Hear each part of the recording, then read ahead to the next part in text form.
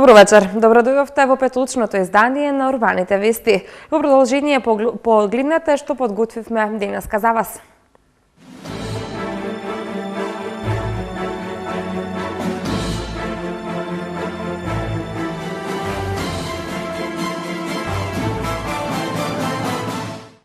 Младите најмногу му веруваат на радиото како медиум.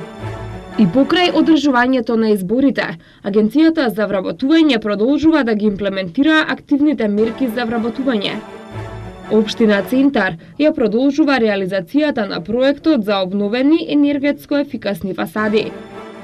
Екстерното тестирање со просечна оценка 3,39. Директна авионска врска Скопје-Рим од 1 мај.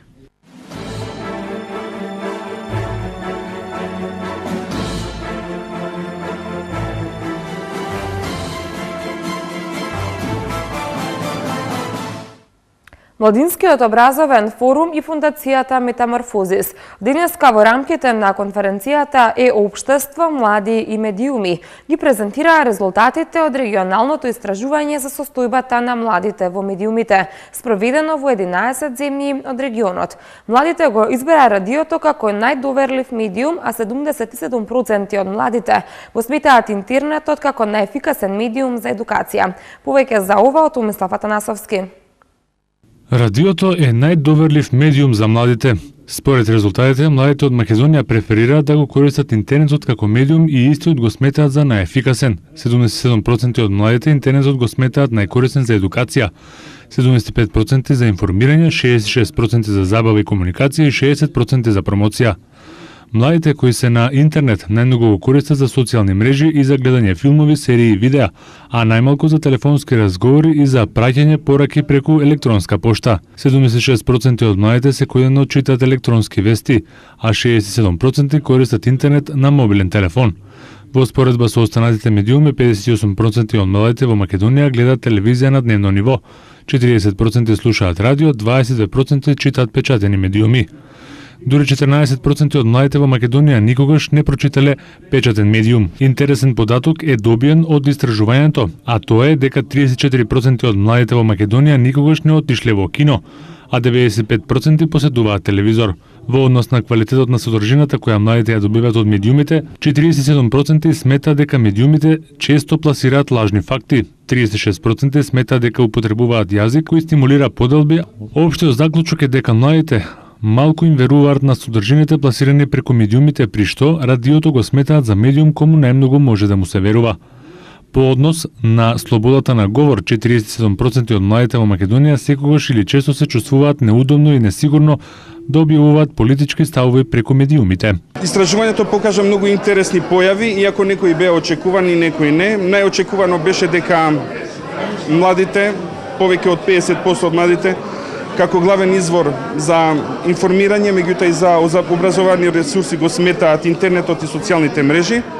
Меѓутоа исто така беше интересно дека младите сметаат, околу 40% од младите сметаат дека медиумите генерално, не само интернетот, се причина за разни поделби во општеството и дека не им веруваат многу на медиумите. Меѓутоа исто така беше многу интересно и изненадувачки за нас дека околу 37% од испитаниците сметаат дека радиото е на медиум на кој најмногу им се верува. Затоа ќе се обидеме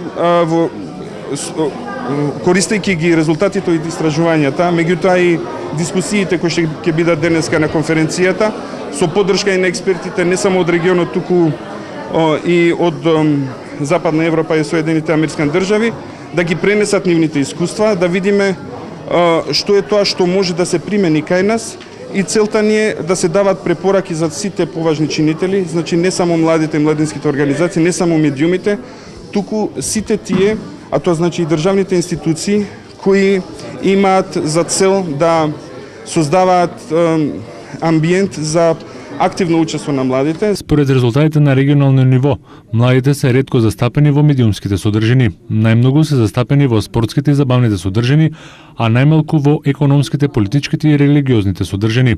Истражувањето е спроведено во Македонија, Грција, Турција, Бугарија, Албанија, Косово, Србија, Црнагора, Хрватска, Босна и Херцеговина и Словенија, при што во Македонија се испитани 1734 млади, 65 медиуми и 37 младински организации, медиумски организации и институции. За истражувањето е употребена квантитативна и квалитативна методологија преку онлайн прашалници, интервјуа и анализа на документи.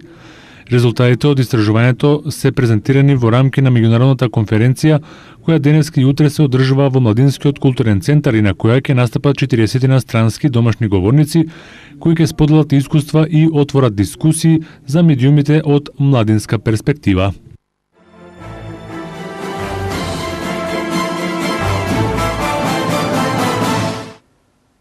Учениците од завршните години од средните училишта го положија екстерното тестирање со просечна оценка 3,39.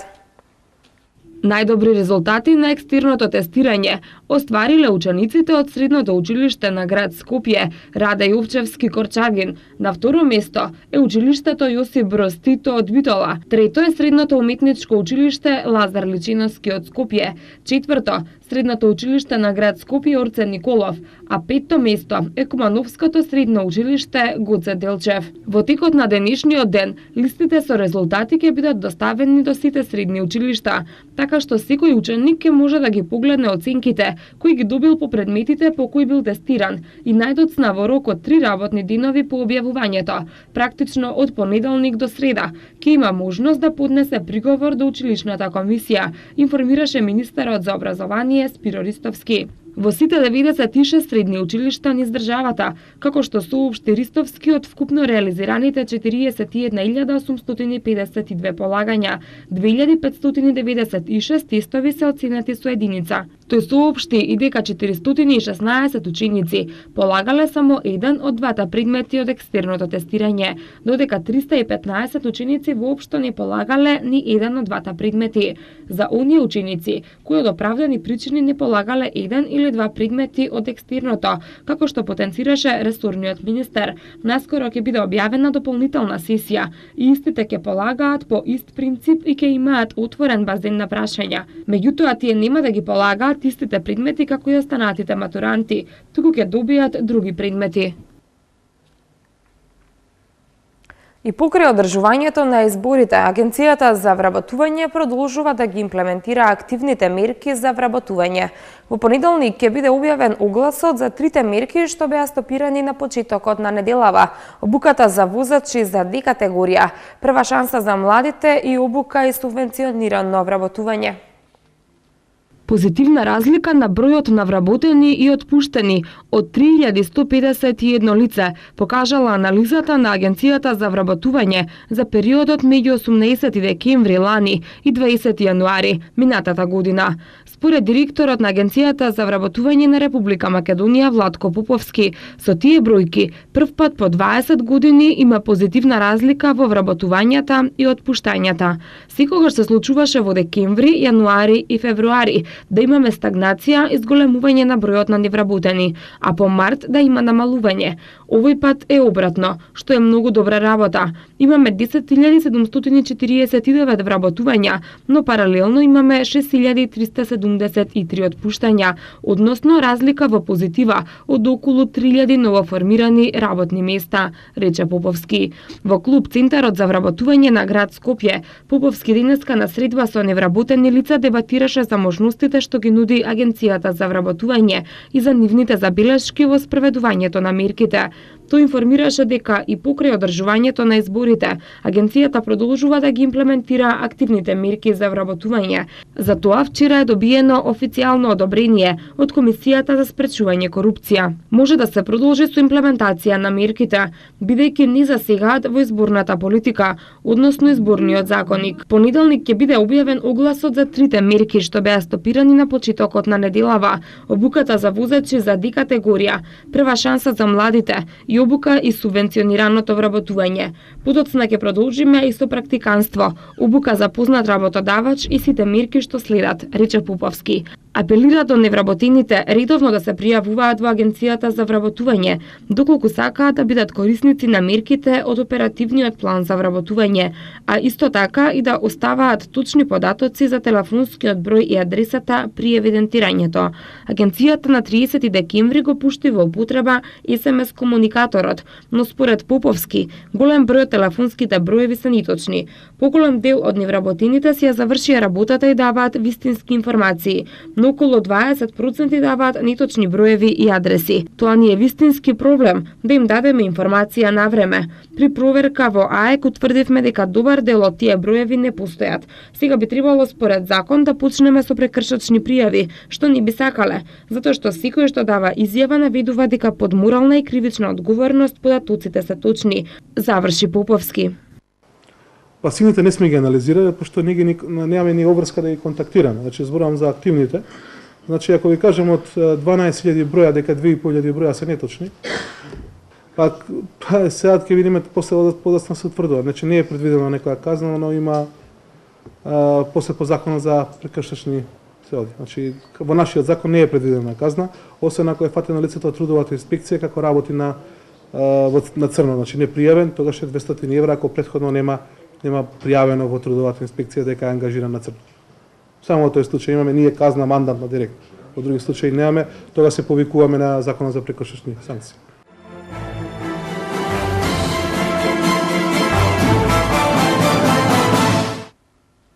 Општина Центар ја продолжува реализацијата на проектот за обновени енергетско ефикасни фасади. До сега се обновени фасадите на 2 згради, а за оваа година планирана е изведба на уште 11 нови енергетско ефикасни фасади на колективни станбени згради во повеќе урбани заедници на територијата на Општина Центар, информираат од таму. Започната е обновата на фасадата на зградата на булеварот Илинден, а планирани се нови фасади и на згради на булеварите Свети Климент Охридски, Рузвелтова, Мито Хадживасилев Јасмин и на улиците Борка Талески, Цицо Поповик, Пиринска, Иван Милутиновик, 11 октомври и Рајко Жензифов. Проектот предвидува обновени фасади со термичка изолација, задржување на првобитниот лик на зградите, освежен со нови бои. Очекувањата се по реконструкцијата, сметките за топлинска енергија да се намалат за 1/3.